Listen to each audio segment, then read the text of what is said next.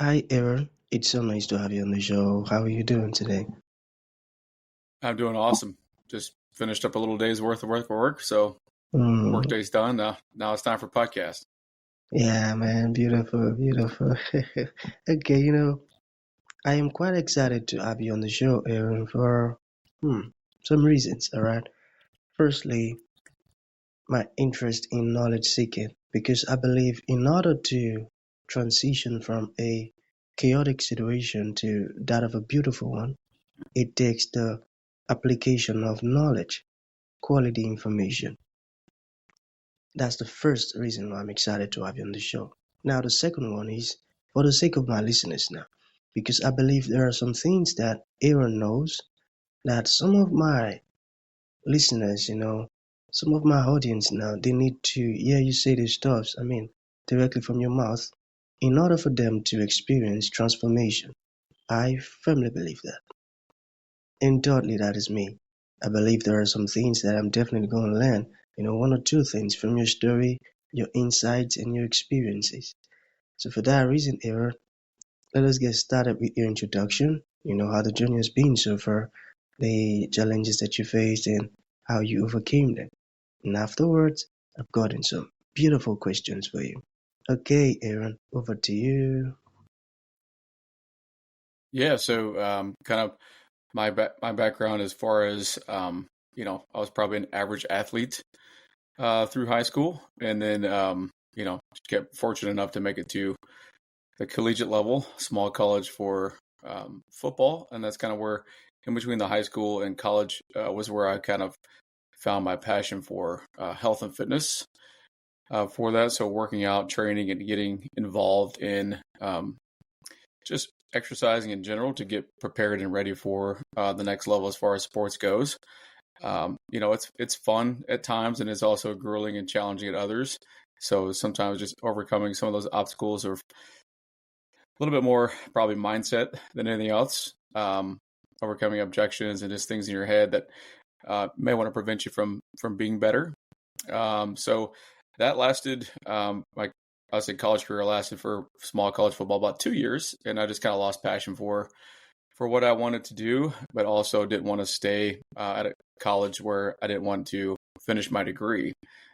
So I left, got my undergraduate degree, and then decided to um, conquer the world trying to do health and fitness. And it was at a time where the economy was a little uneasy back in, I think, 2009, 2010.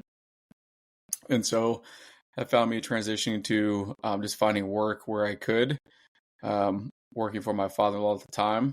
And then I just decided that over that course of a year that I was going to go and expand my knowledge base and go get a graduate degree. So I landed at Florida State University, and I got my master's degree in exercise physiology. Um, did it in about 1.5 years just because I didn't want to be there for three. Should have only taken me about two, but I kind of did the expedited version of that. Went, 3 semesters or 4 semesters straight through and just knocked it out for that. So, like most, getting expanding your knowledge base and getting your graduate degree was one of those things that was rewarding, but also you thought you were going to get out and conquer the world again, kind of phase two, and get a really good job in that. And I did, I guess. I was working at the local YMCA and just doing a lot of selling memberships and just doing the grunt work to kind of build your resume per se for that. So I did that for a little while. I was a health coach at a Fortune 500 company, working with their employees, trying to install better healthy patterns, whether it was walking, better nutrition, or just trying to help them overcome any obstacles they had as far as their health and fitness goes. So I did that for about 3 years, and then I landed at an orthopedic clinic doing pre and post op training for basically injuries, people who were injured, athletes who were injured, and just overcoming those injuries to kind of establish a healthy lifestyle once they were out of the physical therapy. And then that was about probably 3 years with it, and then I ended up being let go, and that's kind of where the next phase of transition went. I started my own business with one client, and I've been running it for the last 8.5 years here in just south of Nashville, Tennessee. So a lot of struggle, a lot of perseverance, but here we are 9 years later, and we're still trucking along. Beautiful. Your journey is a very interesting one. The fact that you mentioned a particular word that is so important. You said you were helping others, get free from whatever obstacles it is they were in. And that's a very good one. I love that. Okay, so shall we get started with the questions? Let's roll. Okay, so now you mentioned being in the fitness industry. Okay, I want you to talk to us more. How did you get started with your fitness business?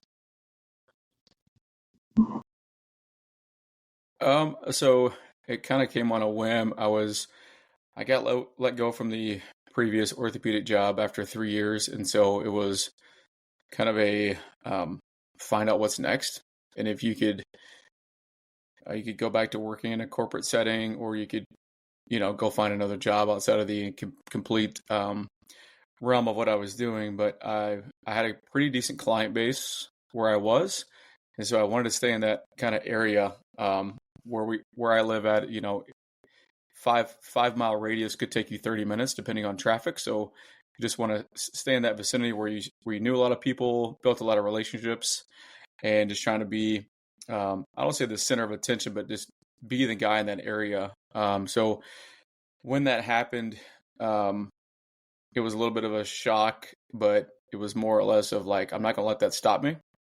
So therefore, I bounced around a few different places, but I was going to establish my hub back in the same area. So I started with one client training at a apartment complex, and just kind of, other clients weren't happy where I was previously, and they just decided to kind of reach out to me and come on board. So it went from one at the apartment complex to two to three, kind of built from the ground up, and then established a little bit more of a rental space about probably 6 months into that.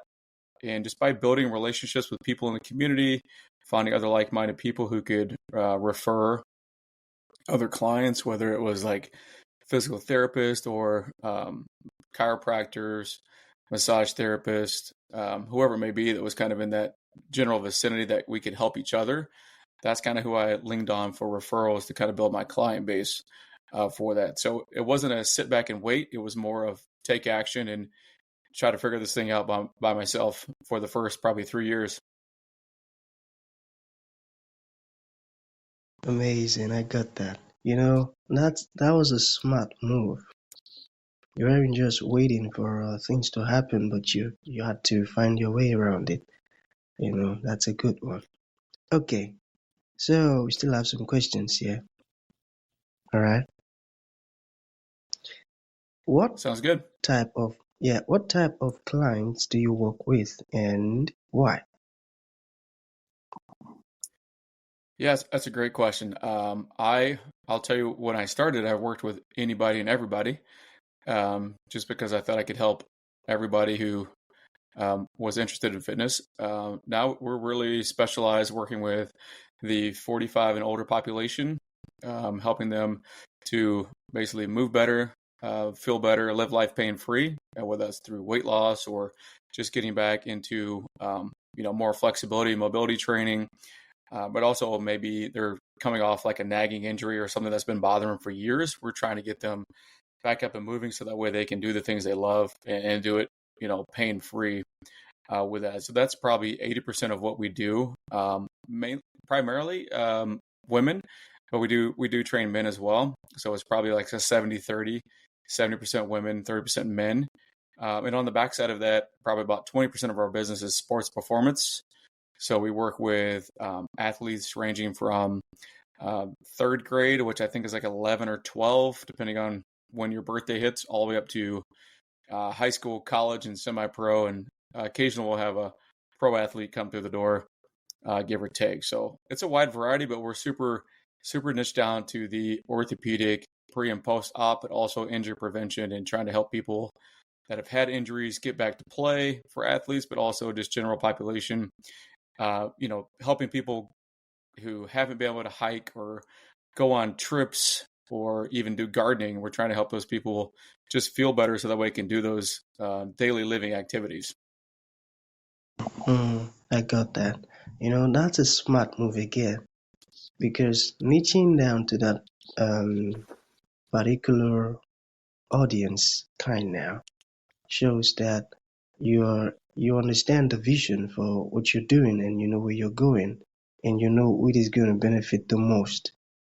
And that's a good one. I got that. Okay. Yeah, I mean, So yeah, yeah, yeah. we would, yeah, we would like to, yeah, we would like to say we're probably by being so specific, we're probably one of the only gyms in town who really work with that I tell you, population, man. I and tell you. that's a good thing. It's a good one, I tell you. It's a good one. I love that. I love that. Okay. Saying everything you've said now, I have a feeling that you're just so good at what you do. And that's gonna lead me to ask this particular question, okay? Can you Okay. share some of your most memorable client success stories and how they achieved their fitness goals through your programs? Long question. Uh, You got it? yeah, yeah. How much time you got? Um, so I'll stick with two. I have a probably two long-term clients. One's a former professional running back in the NFL, and he came to me post playing career, had a corporate job, and just kind of fell out of love with health and fitness, and gained about 40 pounds, and had high blood pressure and a lot of other health issues going on. So um, I reached out to him and kind of challenged him in a way of, hey man, I know things have kind of gotten a little tough as far as your health and fitness goes, but I want to challenge you to come back and see me, and hopefully we can get things under wraps. So um, if you've been a professional athlete, and I have not, so I don't know how he feels, but it's a lot of contact and a lot of aches and pains over the years. So his thing was mainly just being able to lose the weight so he would feel better, his joints would feel better, and that way he could, play basketball with his kids or football, whatever it was that they wanted to play. So in a probably about a year and a half time span, he dropped almost probably 35 of those 40 pounds he had gained, Hmm. and he got the comment a lot, and he still tells the story to this day that a lot of guys, a lot of his friends, former players, thought he could still play after his transformation. That's how fit he looked for that. Wow. So I mean, he's still a client to this day. So um, you know, just an all around thing that you never want to give up on your health and fitness goals, but you can also start and restart and still achieve those Yeah. things you probably didn't think were possible as far as that goes. Um, yeah, one of the other ones I like to share is one of my ladies came in severely overweight, and she was traveling for work quite a bit, and she used to use a wheelchair at each terminal. So she'd get off the plane, use a wheelchair to go to each terminal for work. And probably about 6 months into it, she had started feeling better, lost some weight, and was really hesitant of not using the wheelchair. So I just said, hey, let's try it one time. Let's try it this weekend and see if you need it. And she came back the next week and said, hey, I didn't use the wheelchair. I was really Ooh, short of breath, but the big win was she didn't use the wheelchair, and so it amazing. just kind of built it upon the success of thinking she could do more and she could do more. So she lost over 40, probably 40 to 50 pounds, and is probably one of my spunkiest clients now. She dances and sings and Amazing. likes to still work out 2 days a week. Ooh. Interesting, man. I love that. Yeah. Stuffs like this. Whoa. Oh man, Yeah, oh I mean, man. it's just I like to say it's the small wins that impact the big wins long term. Yeah. So if you can have a small one here and there, and it just kind of Hmm. compounds each on top of one another to the long term success of people who didn't think things were possible in the short term. Hmm. Very true. Very true. So correct. Okay, Aaron. So to bring this to an end, what would you like to leave the audience with, like a final thought? And to those ones who would like to reach out to you, learn more about what you do, maybe you've said some things that resonated well with them and they would like to learn more. How can that be possible? Yeah, I think the biggest takeaway is when you start your fitness or healthy lifestyle journey, there's always going to be some ups and downs, and I like to call it like a roller coaster. But there's going to be a point in time where that roller coaster, starts to kind of go up, up, and up, which means you're going to be feeling better, moving better, lifting more weight, and then it's going to get to where you're feeling much better because life happens, things happen, and so sometimes you jump on that track, you fall off, you get back on, you fall off. So it's not a upward trajectory all the time. So sometimes it's that roller coaster that goes up and down, and sometimes it's hard to realize that. So if you stay the course, things will work out in the long term for that. But you can find us more information about what we do at premierperformancetrainer.com. You can go to our website. All of our social media links are on there. We have a Facebook group you can join. We give out a lot of, I'll say we do a lot of funny videos at the gym, but also we give out a lot of tips and things that people 45 and older can use and implement along their fitness journey. So no matter where you are, you can always learn one thing each and every day. Beautiful. I love that. I love that. So that's going to be the end of the show, Aaron. Thank you for coming and thank you for, you've shared some powerful and amazing stuff so far. Thank you so very much, man. I love that. I appreciate it. Thank you so much. That